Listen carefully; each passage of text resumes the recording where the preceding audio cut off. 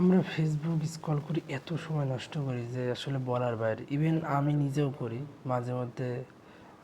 Reels দেখলে scroll করতে আসি, উপর নিচে উপর নিচে স্ক্রল করতে আসি।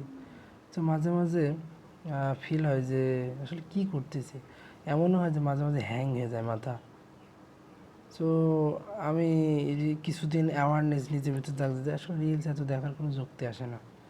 ঠিক আছে, একটা সময় সার্টেন টাইম দেখতে হবে, কিন্তু আমার কাছে ফিল হয় যে এটা রিলস যে 10 সেকেন্ড 20 সেকেন্ড 30 সেকেন্ডের একটা ভিডিও দেখার থেকে একটা ফুল ভিডিও দেখার বেটার। সেটা হতে পারে পডকাস্ট, নাটক, movie, whatever you like. But আমার কাছে মনে হয় রিলস না দেখে একটা ফুল ভিডিও দেখাটা উচিত। কারণ ফুল ভিডিওর ভিতরে একটা জিনিস শিকার থাকে। পডকাস্ট দেখলেন, ভালো কিছু দেখলেন, গজল শুনলেন বা ইসলামিক কোনো ওয়াজ শুনলেন, এটা একটা বেটার। বাট রিলস একের পর এক দেখিয়ে যাচ্ছি। আমার কাছে মনে হয় যে আসলে সময় নষ্ট, প্লাস আমার মাথা মাঝে মাঝে হ্যাং করে। এই জন্য আমি মাঝে মাঝে চিন্তা করি যে হ্যাঁ, যখন রিলস দেখবো না তা না, বাট একটা সার্টেন টাইম, যে এখন 25 বাজে, আমি 30 পর্যন্ত দেখবো বা 50 পর্যন্ত দেখবো, 20 মিনিট দেখবো বা 30 মিনিট দেখবো। বাট এর উপরে আমি যাবো না। এর উপরে গেলেই আমার সমস্যা। বা আমি একটা ফুল ভিডিও দেখবো বাট রিলস দেখবো না।